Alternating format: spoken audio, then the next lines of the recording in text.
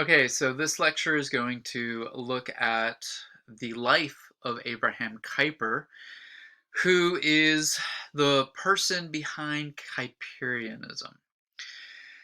Abraham Kuyper lived from 1837 to 1920. Most of his public career really kind of began in the second half of the 19th century. In 1860, he medaled in a national scholarship competition for a paper that he worked on Johannes Alasko's ecclesiology and his place in the Reformation. Lasko was a Czech reformer, and for the Dutch, which Abraham Kuyper is one of the Dutch, uh, both John Calvin and Johann Alasko are the two reformers that most shaped Dutch Reformation thought. And one of the arguments that Kuyper was trying to propose in his paper and in his overall work on Lasko was the fact that the Dutch had spent more of its time retrieving Lasko and really saw Lasko as being the true reformer for the Dutch, the person to which they turned to for Reformation, even more so than John Calvin himself. He received his doctorate at Leiden, and in his doctoral studies, he continued to study Lasko. In 1863, he married the woman that he was courting, Jo, over a long period of about half of a decade, and he became a rural pastor at Beest. Uh, During his courtship of Jo, we get to see a little bit of the snippet of his personality. Abraham Kuyper was a very egocentric and narcissistic individual. He was a very strong leader. Sometimes he came across extremely authoritarian to people. And in his courting of Jo, there are some choice selections out of his biography written by James Bratt that are worthy of just looking at for a second. So here are some choice quotes. Brahm discovered, and this is Abraham quoted, "Never have I so fully recognized as since our engagement that a gulf exists between the business class and learned folks. We are classically educated and you are not." He goes on to talk about like his reading selection and her reading selection, and he makes these observations about the woman he's courting, Jo, that he later marries. He ignored her request for some Dutch titles to read. He urged her to spend less on clothes and more on building a library. He chided her for filling her letters with chit chat when his bore higher concerns. The future they were forming together was a matter of such weight that it must be well compensated. Uh, it's very interesting because later on, Jo lends to him a book called Redcliffe, a book called The Heir of Redcliffe by Charlotte Young. And in that book, he comes across a protagonist that is very much like his own personality, and he sees the moment of humility for that protagonist that causes the protagonist to bend down on his knees and give himself to God. And it's at that point that even though Abraham Kuyper was the son of a pastor and himself was a student of theology, he points to having read that section out of The Heir of Redcliffe. Uh, this is the point where he points towards his own personal conversion. Well, needless to say, he does marry Jo, and he is a pastor for a series of years, close to a decade, 9 years. He takes up two important influential pulpits, one at Utrecht and the other at Amsterdam. And it's while he is in Amsterdam, which is the center of social, educational, and political life for the Dutch, he takes on a writer's role. And beginning in 1872, he starts being an editorial contributor and a journalist for the De Standaard and De Herald.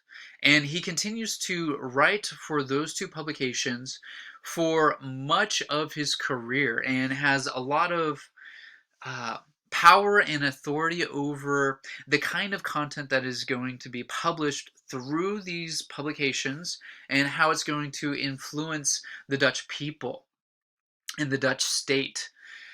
In 1874, he runs for parliament and he wins, and he joins the general state and becomes Minister of Parliament.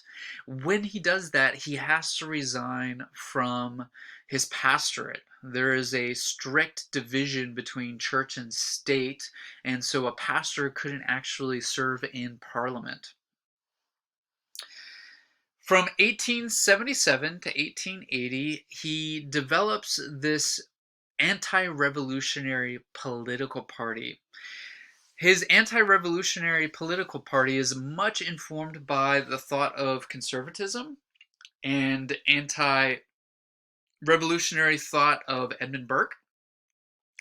He also is someone who is employing and using Calvinism and God's providence and the sacraments of the church and the church's ecclesiology to guide and govern public thought and public life. And so part of his anti-revolutionary party is pushing back against the Enlightenment, rationalism, the human autonomy, and relocating all of that back into the sphere of a sovereign providential God who has elected a people for himself and has chosen them to do his will. In 1880, he founds the Free University of Amsterdam. And the Free University of Amsterdam's inaugural lecture, he says this classic thought: there is not a square inch in the whole domain of our human existence over which Christ, who is sovereign over all, does not cry, mine.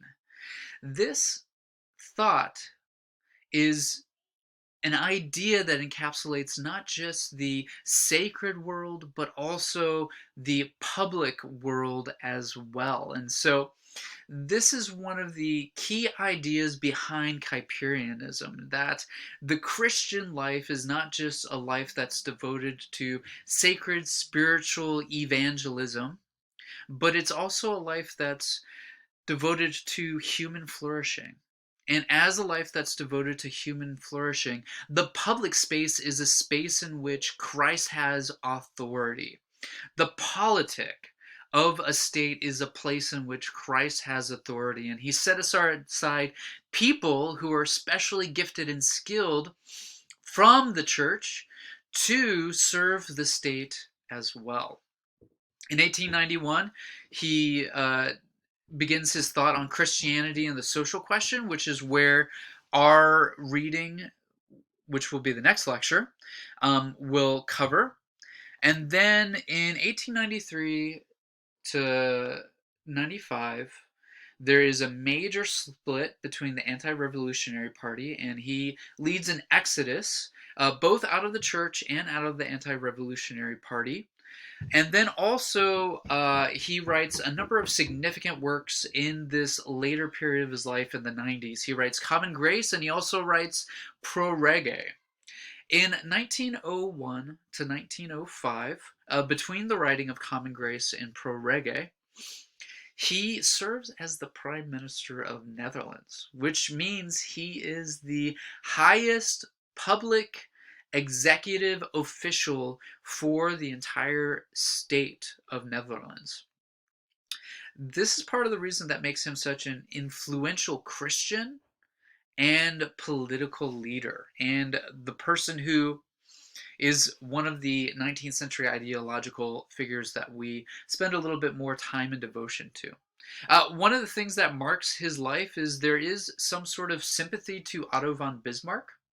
And so there is a wedding of the conservatism of Edmund Burke and the nationalism of Otto von Bismarck in the Christian ideological sphere that Abraham Kuyper brings with his Kuyperianism. So there's a synthesis of all three of those ideologies within Kuyperianism.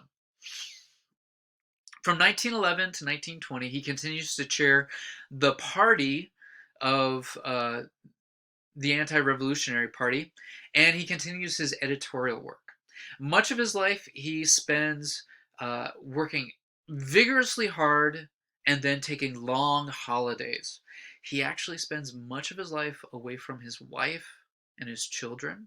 He's either working, burning the candle at both ends, or he's in convalescence in the mountains taking really long hikes by himself. And so, one of the things that we see about his life is that his relationship with his children wasn't ever really strong. His relationship with his wife also wasn't ever strong. And he's always looked at as kind of being a hard personality, and yet such a pivotal figure in political and Christian thought. In the next lecture, we're going to look at his work that we have studied, The Problem with Poverty.